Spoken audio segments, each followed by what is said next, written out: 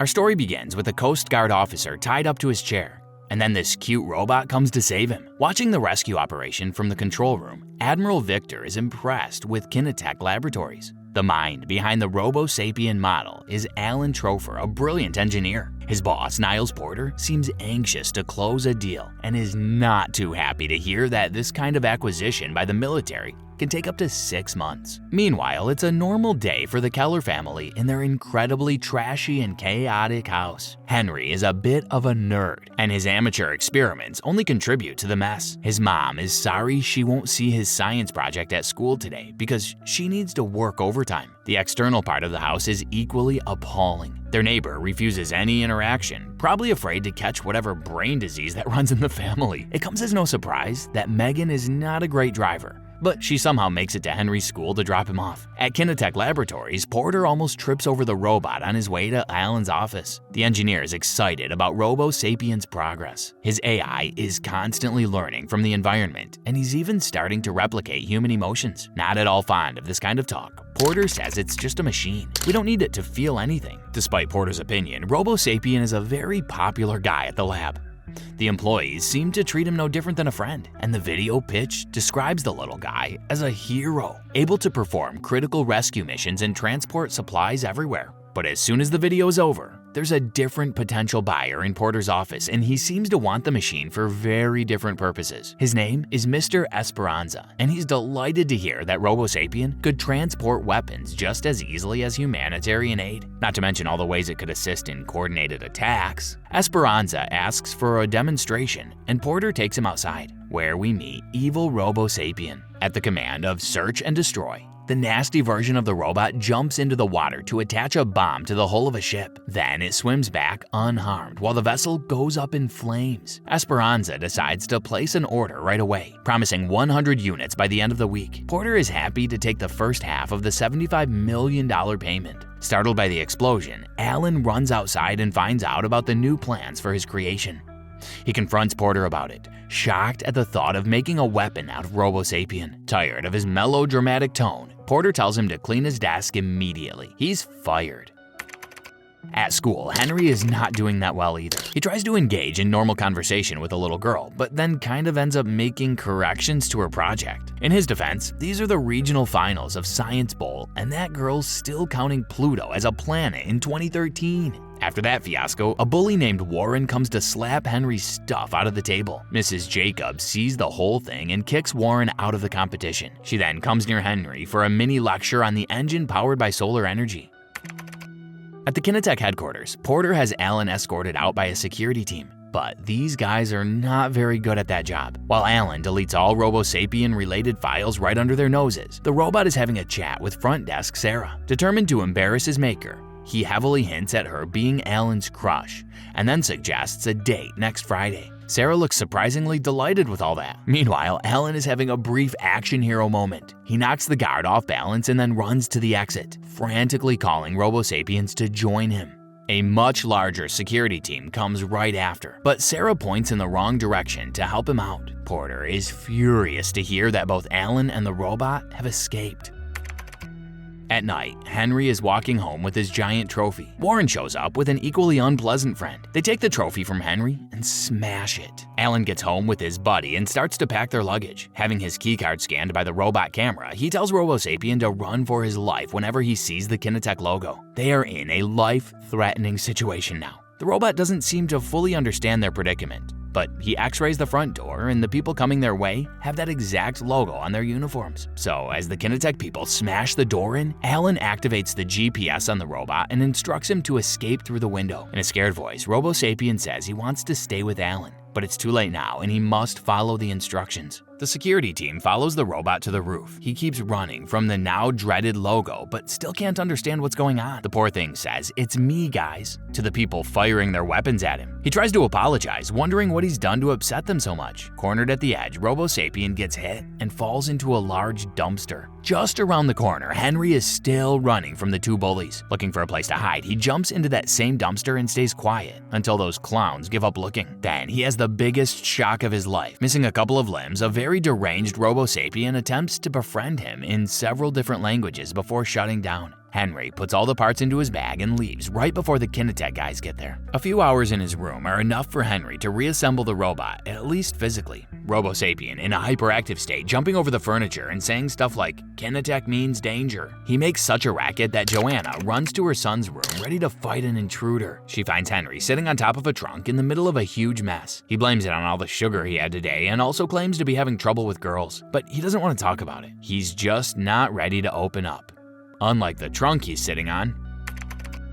At Kinetech, Porter is having a little talk with Alan. He tells the engineer that he has started a fight with dangerous people, and now building a new robot is his last chance out of it. Alan says he'll never do anything like that again, now that he knows how it can easily get to the wrong hands. Porter says he's free to go, but he cannot guarantee his safety once he's out of the building. After a few adjustments, Robosapien is able to carry out a conversation. He tells Henry that his prototype was based on a child, but he had never seen one before. Because he keeps referring to his code, Henry decides to call him Cody. While Alan is struggling with that GPS signal, Cody is playing Simon Says with Henry. Megan yells at them to shut up, and Henry explains she's a teenager, which makes her a complicated species. Cody is happy to tuck him in when he's getting tired, and then he goes on to do some independent learning on his computer.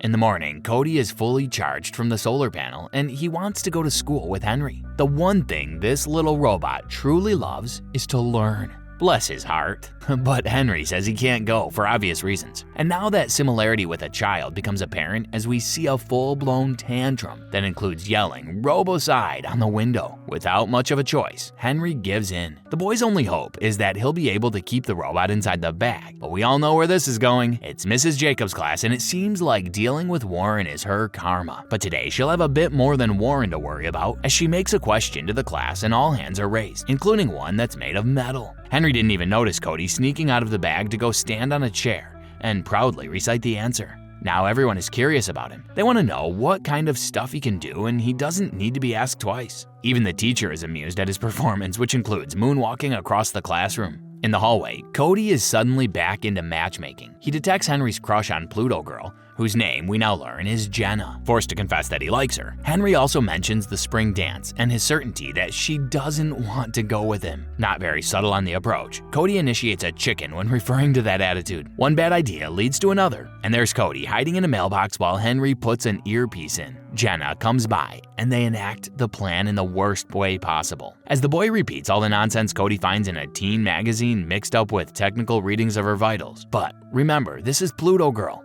so she mistakes the mumbo-jumbo for poetry. The actual invitation to the dance comes out too clumsy for her to say yes, but overall, it doesn't go as bad as it should. Back at the Kinetech lab, hundreds of evil Robosapiens are being produced, while Porter is losing his patience with the head of security. No sign of the original robot yet, not even with GPS. Alan is being closely monitored too, but he's made no contact so far. At the trashy Keller home, Cody decides it's time to meet the rest of the family. Megan doesn't take it very well, so he runs to hide in the closet. But as she brings Joanna to Henry's room to squeeze the truth out of him, Cody comes crawling out with a peace offering. Henry tells them that he found the robot in the trash, but Joanna finds it difficult to believe that anyone would discard that kind of tech. Finally, there's an adult to conduct the situation now and tell Henry he can't keep the robot. But that's when the message session begins, skillfully appeasing the adult and even the scary teenager. So Henry and Cody have lots of fun together, while poor Alan is riding his bike around looking for his buddy. On the next day, a family day out is the perfect opportunity to work on the house, fix Megan's ruins of a car, and even butter up the neighbor. Megan misses her own house when they're back because it's hard to recognize the place all fixed up, not to mention Megan's mean ride. At school, Cody has a few other things to fix, and he's ready to go further than just DIY. He challenges Warren to a basketball game, and if Henry's team wins, he must leave him alone forever. The entire school stops to watch. Warren's team starts strong and they almost win the match, but then Cody adjusts his aim settings and turns it around spectacularly. But of course, a bully's reign is not over with a gentleman's agreement. Warren is a sore loser and waits for a moment of distraction to kick the robot real hard. As he hits the floor, Cody shuts down. Henry despairs to see him gone and lands a beautiful punch when Warren provokes him again. But then Cody wakes up. In fact, he's technically even better now because he regained access to his memories. He says they must find Alan. When Henry asks, "Who the hell is that?" he says, "It's my dad, Alan." Well, His dad is still being monitored by the company, unfortunately, so right after the emotional reunion, Alan says they must leave at once. It's not safe. Cody invites Henry to come with them and even offers Alan as a dad for him. But the boy is already on the verge of tears. He's old enough to understand this is goodbye. Getting home in tears, he explains what happened. Megan goes all finders keepers on this, unwilling to accept Cody is gone. But Joanna says he did the right thing, even when it was so hard. In a hotel room, Alan is saying goodnight to Robosapien, but gets corrected on the spot. His name is Cody now, and he's so obviously miserable. So in the morning, Alan decides to visit the Kellers. Just his luck that it's Megan who answers the door, asking if he's the one who threw Cody in a dumpster. But her anger goes away as soon as Cody hops out of the bag. Not wasting a minute, he starts to draw attention to the curious fact that he's got no mom, while Henry has no dad. This robot is always true to his calling. This time, the kids are willing to help too. Alan's invited to have breakfast with them, which soon turns into a weird date when the others split. Sadly, that's how the Kinetech minions are able to spot Cody and alert their boss. So now they're about to be chased by the bad guys. Too bad there's no huge parade in the streets, right? Wait a minute, there it is. Even amid the chaotic fun, Cody can zero in on the evil logo, and then he simply runs. Maybe Alan should include that human safety first command, or just tell him that he's not human, which also means that blending into the parade is not gonna work at all. Henry tells Megan to meet him in 5 at Joanna's work, and he goes after Cody. They're soon surrounded by bad guys with guns. Walking that thin line between bravery and stupidity, Henry refuses to get out of the way. He even says they should back off because he fights origami. Yes, you heard that correctly. So naturally, it has to be the robot who saves the day here. Cody just grabs Henry and takes off. The boys' initial terror quickly turns into amazement as they fly over the city like superheroes. Cody finds Megan in the crowd and lands right next to her. She calls their mom, and it's Niles Porter who answers her phone, just as Cody feared. He tells the kids that they must bring the robot to him right now, or they'll never see their mother again. But now that he knows he can even fly, nothing is a match to Cody's confidence, not even the logo.